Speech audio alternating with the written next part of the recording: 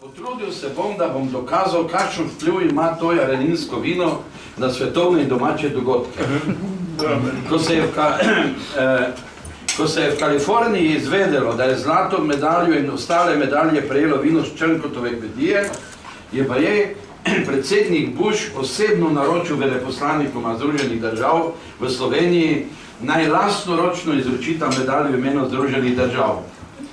In bil sem poleg, videli ste prvega gospoda veleposlanika Jonga, ki je podelil, v Ameriki ni to nič novega, tukaj je bilo vendarle malo novo, da je bil temnopolt in je to dolžnost tudi lepo upravil. Vmes me je vprašal, kaj pomeni beseda Srečko Črnko. Jaz sem mu rekel, da je to nekaj takega kot Lucky Negro. Negro je slihnil. Povedal črncem v Ameriki, da naj pijejo to vino, ker ga prideluje neki negro. In se prodaja takoj povečana. Gospod Robertson pa je bil, kar seveda po svoje, ni treba teh reči v znak dajati, ampak je bil belopolten ambasador.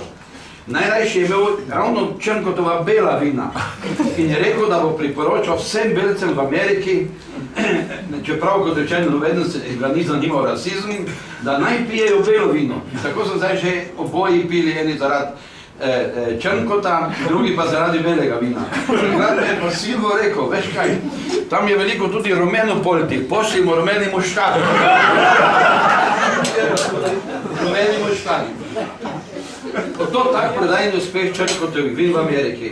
Nekateri celo trdijo, ampak to so že res bolj podatki CIA, da je predsednik Bush, ko se ni mogel odločiti, a bi napadel Irak ali ne, rekel, dajte mi flašo Črnkotovega vina in se je potem odločil. Več let je bil v New Yorku Združenih narodih predstavnik Slovenije, gospod Danilo Türk. Ob sobotah je na svetu gospoda Gasparija, vidim, da ne more brez Gasparija, se odpeljal v trgovino, ker so prodajali tudi Črnkotove buteljke. In je večkrat vzel kak karton prtlažnik in ga odpeljal domov. Potem so ga v New Yorku pili tudi njegovi kolegi iz OZN, razen Kofija Anana. In ko se je gospod Turk vrnil v Slovenijo, je pogrešal New York, predvsem zaradi teh Črnkotovih vin, in hotel zvedeti, kje je to. Res je malo manj pogrešal gospoda Anana. Ker pa imajo Združene države odpravnico, posel lepo mojo sosedo, gospod Mary, ker sem tudi ugotovil, kako je za nas odlično, da so Amerikanci bilingvisti, vidim, angleško znajo in slovensko, vsi po vrsti. Me si odprašal, če je še kak moški, ki bi prišel tudi podeliti. Potem, jaz kot znam odličen politični svetovalec, sem mu takoj svetoval, da bi bil za to edino primeren gospod Danilo Türk. Bal sem se samo, da ne bo imel preveč časa, dovolj časa, ker bo zaposlen s kampanjo, ker je bil že kandidat. Silvo pa je rekel, ne, ni premalo je, da je kandidat, on mora zmagati v nedeljo, ker bo potem že v torek kot novi predsednik najprej šel k nam v Jarenino. In potem sva, to vsi veste tu, z Silvom prehodila vse hiše v Jarenini in Pešici in sva govorila, volite Danila Türka. Boste prvi videli kot predsednik. In boste lahko rekli, da se je predsednik države odpravil na prvo službeno pot v Jarenino. Čemer bodo poročale, kot vidite, vse svetovne agencije. Res je, da je bila zdaj Jarenina znana bolj potem, da je tu Božičnik ubil 5 ljudi in da so učitelji na šoli kregajo. Tam najna agitacija, gospod predsednik, ker je bil rezultat tako tesen, vam je prinesla to veliko večino.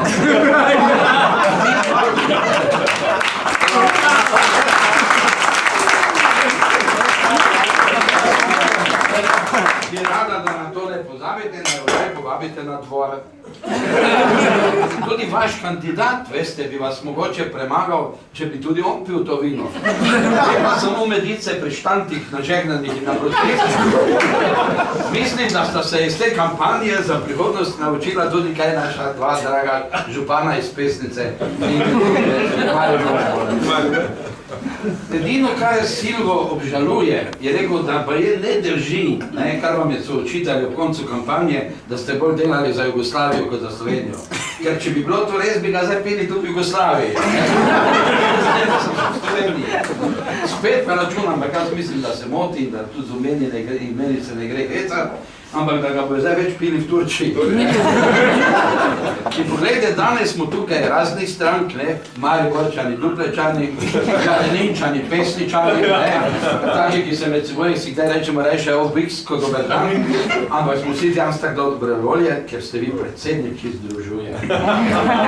Gospodu Robertsonu, ki je lani podelil tako medaljo, sem na srečanju rekel, da je to vino tudi pomembno za Slovenije goriške ljudi, ker daje energijo.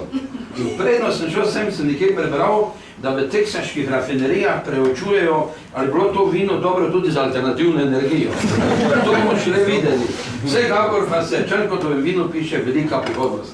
Ker pa sem že omenil Ameriko, vas prosim, da ne posnemate nekdanjih ameriških navad in me ne linčate, ker sem tu med vami kot zdravljen alkoholik.